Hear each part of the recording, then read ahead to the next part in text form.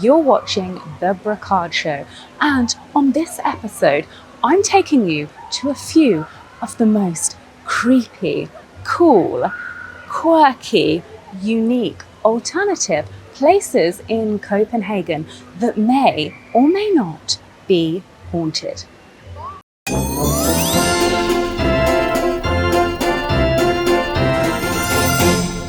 Good morning, it's Brocarde here. I'm coming to you from the capital of Denmark, Copenhagen, and I'm in Tivoli Gardens, a theme park. As you can see behind me, this place is bustling with life. Families here enjoying a day out. But what you may not know is that this theme park has a haunted roller coaster and a ghost story that is based on a real-life tragic accident. Behind me is the Tivoli roller coaster. This is one of the oldest wooden roller coasters in the world. It was built in the 1900s, early 1900s, 1914, and it is haunted because one of the brakemen fell to his death while operating this ride. Yes, this roller coaster is so old that a man rides it and controls the speed of the ride. And sadly, one of those operators met his death when he fell from the ride. People come here in the dead of night and can hear his cries and screams for help within the ride. I'm not sure if I'm going to see that ghost today, but it's an amazing ghost story.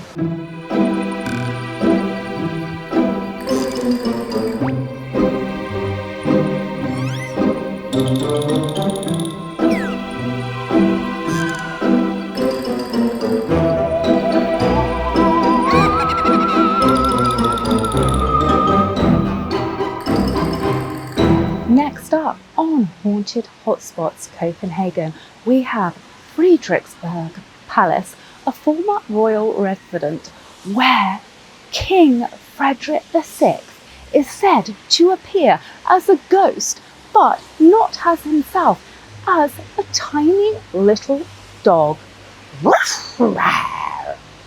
Sounds more terrifying than a human, to be honest. But here's the palace behind me, and I am yet to experience any ghosts. Not a ghost of a man, a king, or a dog.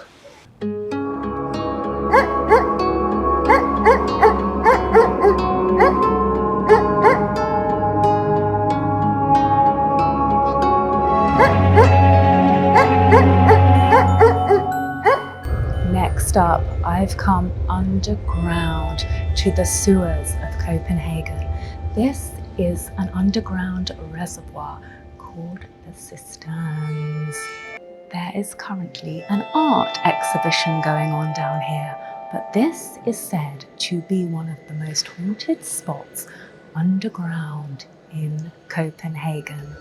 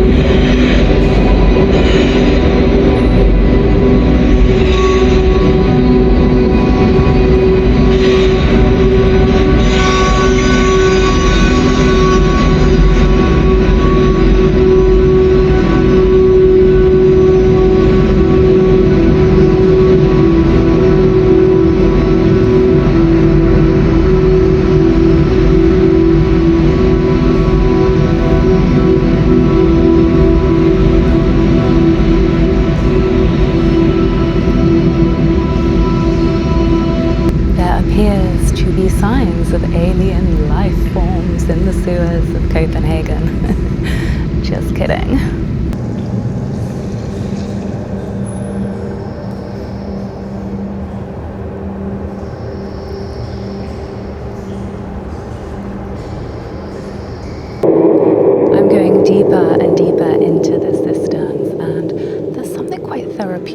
about this. It's sort of like sound and light therapy, but it's really, really eerie, and you have to stick to the path, otherwise you're going to get a drenched leg.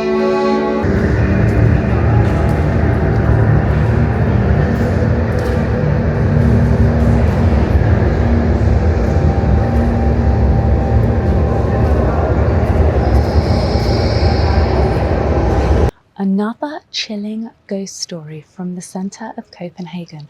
I am in Nyhavn, the very famous street. Any tourist will come here.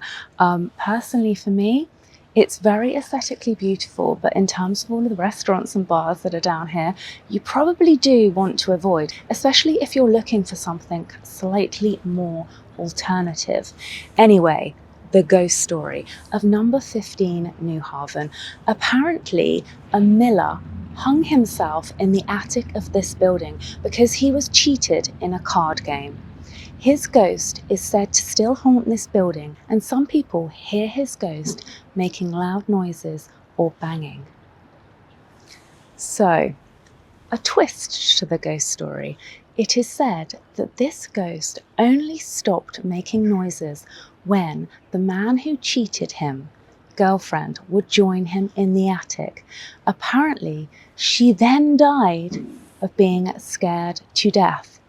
Now that is quite an interesting tale, and I wonder if it's actually true. Nevertheless, this is one of Copenhagen's reported ghost hotspots. At the moment, it is a restaurant. It is no longer a house. It's no longer a miller's house, quite clearly, because the need for that has long since passed. But now it is a restaurant, and it has a massive sign out the front saying herring. So check it out. I'm assuming it serves fish.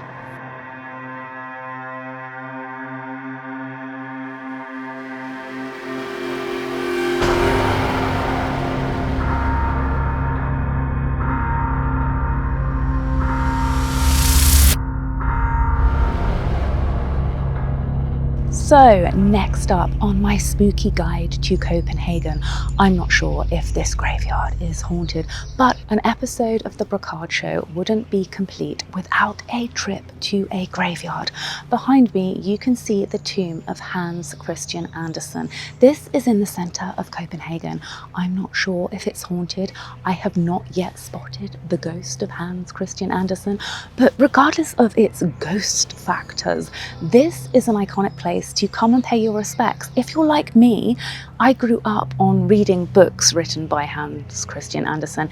I was that kid who used to go to bed every evening and read a book. I was a bookworm, and I used to love being transported to another place in time. People like Hans Christian Andersen played a huge part in my imagination as a child. Like, I loved to read, and I loved to read fairy tales, and he wrote a few really iconic ones. So for lovers of Hans Christian Andersen or writing in general, then this is where you will find his tomb.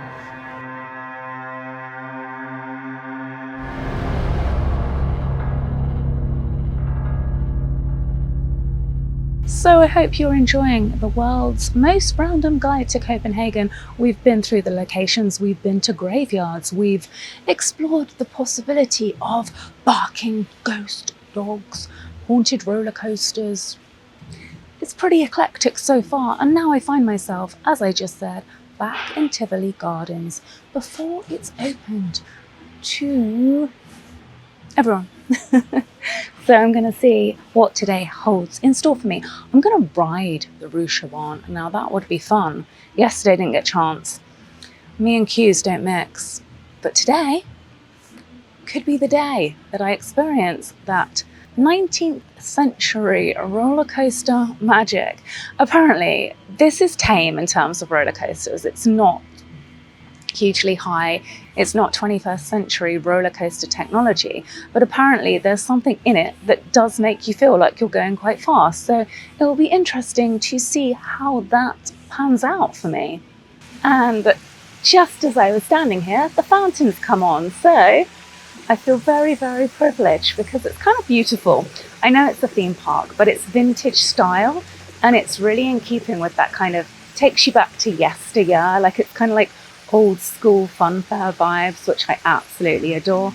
And the sun's coming out, the fountains are on. This creepy guide to Copenhagen is getting slightly more joyful and merry.